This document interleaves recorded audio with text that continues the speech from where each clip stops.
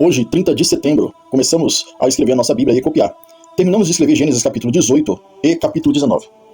Até agora esses foram os capítulos mais longos da nossa jornada. Hoje nós escrevemos Abraão intercede junto a Deus pelos anjos, pelos homens. É uma história que nós vamos ver que Abraão ele começa a falar com Deus. Se houver 50 justos, o Senhor destruirá o justo com o injusto?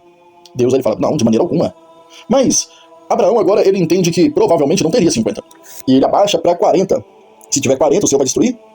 E ele vai baixando, até chegar 10. No verso 32, olha só o que ele disse. Disse mais, ora, não se ire, Senhor, que ainda só mais uma vez eu falo. Se porventura se acharem ali 10. E disse, não a destruirei por amor dos 10. E aí Abraão agora ele se contentou. E foi-se o Senhor, enquanto acabou de falar a Abraão. E Abraão tornou ao seu lugar. E naquele mesmo dia que anoiteceu, os anjos foram para Sodoma. E ali eu vejo, tem uma coisa muito interessante que às vezes a gente passa desapercebido na Bíblia. Então olha só. Quando Ló estava sentado na porta da cidade, no verso de número 6 do capítulo 19 de Gênesis. Então chamaram Ló e disseram-lhe, onde estão os varões que vieram nesta noite, trazia fora-nos para que nós colhessa. Nós vamos ver que Ló, no verso de número 6, então saiu Ló, e eles estavam à porta, e fechou a porta atrás de si. Ló, ele tinha o costume, como era no costume, os mais poderosos da cidade, aquele que tinha influência. No verso de número 1 você consegue ver isso. E vieram os 2 anjos da Sodoma à tarde, porque eles passaram a manhã toda com Abraão. Até Abraão pedir a Sara ali para preparar os pães, os bolos sem fermento. Até Abraão pedir para matar a novilha, aí limpar ela, cozinhar, assar ela, ou cozinhar ela, fazer um ensopado, até eles comer, conversar, já era tarde. Aí você vê aqui, ó, e vieram os 2 anjos da Sodoma à tarde, e estava Ló assentado à porta de Sodoma, e vendo-os, levantou-se ao seu encontro e inclinou-se com o rosto em terra. Então você vê que no verso de número 9, aqueles homens depois que querem assediar, eles já estavam assediando, né? Já era um assédio sexual, já era um assédio sexual ali, olha só. E eles porém disseram, sai-de, disseram mais, como estrangeiro esse indivíduo veio aqui habitar, e queria ser juiz em tudo.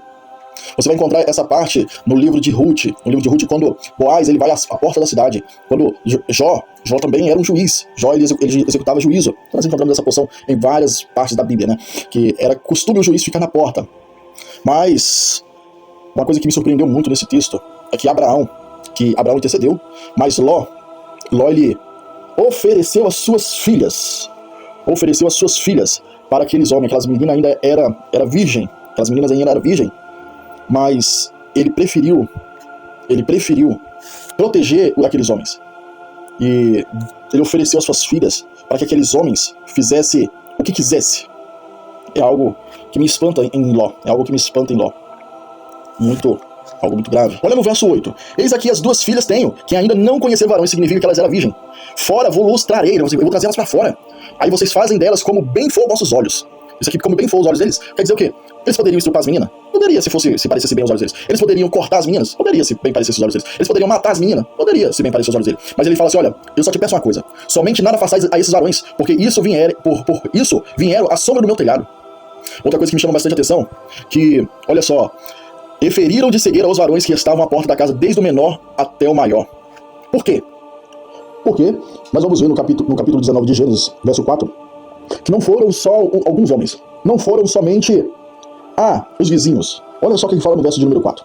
E antes que eles se deitassem, cercaram a casa os varões daquela cidade, os varões de Sodoma, desde o moço até o velho, todo o povo de todos os bairros. Pra você ter ideia, Colatina, a nossa cidade, ela tem mais de 70 bairros. Agora, quantos homens tem na nossa cidade? Quantas pessoas tem aqui? Quantos meninos? Isso nos revela que o desejo sexual, a opção sexual daqueles homens de se relacionar, de obter prazer, não era algo somente das pessoas de 40 anos.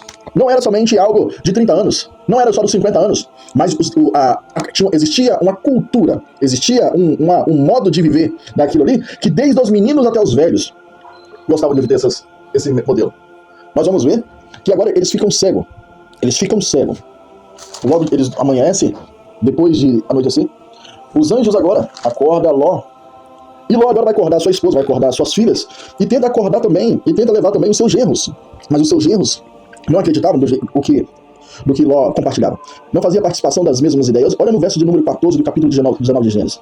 Então saiu Ló e falou aos seus genros, aos que haviam de tomar suas filhas, e disseram, levanta-vos e saí deste lugar, porque o Senhor há de destruir a cidade. Foi detido, porém por zombador aos olhos dos genros. Os genros não compactuavam com os mesmos pensamentos. Outra coisa também que faz me chamar a atenção que depois que os anjos colocaram Ló e a sua família para fora da cidade, pegando eles pelas mãos para eles apressarem, olha o que está no versículo de número 17. E aconteceu que, tirando-os para fora, e disse: escapa-te por tua vida, não olhes para trás, nem de ti, nem pares por toda essa campina, escapa para um monte, para que não pereças. Mas Ló, olha só que ele diz: eis que agora o teu servo tem achado graça aos teus olhos, e engrandecestes misericórdia que me fizestes para guardar minha vida, mas não posso escapar para o monte, pois que tenho medo que me apanhe este mal e eu morra.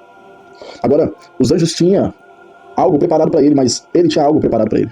Provavelmente, se ele tivesse cumprido o programa que Deus tinha preparado para ele, a sua esposa estaria com ele. Mas Deus tinha um projeto para ele e ele tinha outro projeto. Ele não acreditou na providência de Deus e agora ele escolheu ir para uma cidade pequena. Mas os anjos falaram assim: não, tudo bem, pode ir para lá. E no meio do caminho, para chegar a este lugar, Zoar, a sua esposa olha para trás. Logo depois, sua esposa olha para trás, agora eles não ficam nessa cidade. Eles sobem para os montes agora, e habitam numa caverna. E as suas filhas, porque foram influenciadas pelo lugar onde vivia, foram influenciadas do modo de vida daquele povo, agora embebedam do seu pai e têm relações com ele. A mais velha e a mais nova. A mais velha e a mais nova agora comete um incesto. E isso traz prejuízos lá na frente para os israelitas, porque os moabitas, eles perseguiram os judeus. E até o dia de hoje, ainda existem os descendentes desses dois povos, da sua filha primogênita e da sua filha mais nova. Todas as vezes que Deus propõe algo para sua vida, para a minha vida, mas eu escolho viver de outra maneira, vai acontecer algo no meio que vai nos tirar e depois a gente vai reclamar ainda. E naquele mesmo manhã, Abraão se levantou e foi olhar para o lado. Você encontra isso no verso de número 27 do capítulo 19 de Gênesis. Olha o que diz: e Abraão levantou-se aquela mesma manhã, de madrugada, e foi para aquele lugar onde estivera diante da face do Senhor. E olhou para Sodoma e Gomorra, e para toda a terra da campina, e viu, eis que a fumaça da terra subia como fumaça de uma fornalha. E aconteceu que, destruindo Deus a cidade da campina, Deus se lembrou de Abraão, e tirou logo do meio da destruição, derribando aquelas cidades que Ló habitava. Antes de Deus destruir, Deus já tinha um projeto. Algo incrível, que antes da petição de Abraão começou a indagar a Deus, falou: Senhor, mas se tivesse 50 pessoas, Deus já sabia o que estava no coração de Abraão. Imagino eu a cara e a fisionomia daquele homem, daquele varão, quando aquele Senhor de Deus, quando Abraão começou a pedir que não destruísse, e aí começa: se tiver 50, se tiver 45, se tiver 30, se tiver 20, se tiver 10. É plausível a paciência de Deus com o homem. É plausível como Deus ele tem um jeito de nos ouvir sem nos interromper, sem nos pedir para nós ir direto ao ponto. E Deus ele já estava tudo preparado. Mas amanhã nós continuamos com a nossa escrita, nós copiando. Amanhã nós copiaremos capítulo 20 e capítulo 21, se Deus assim permitir.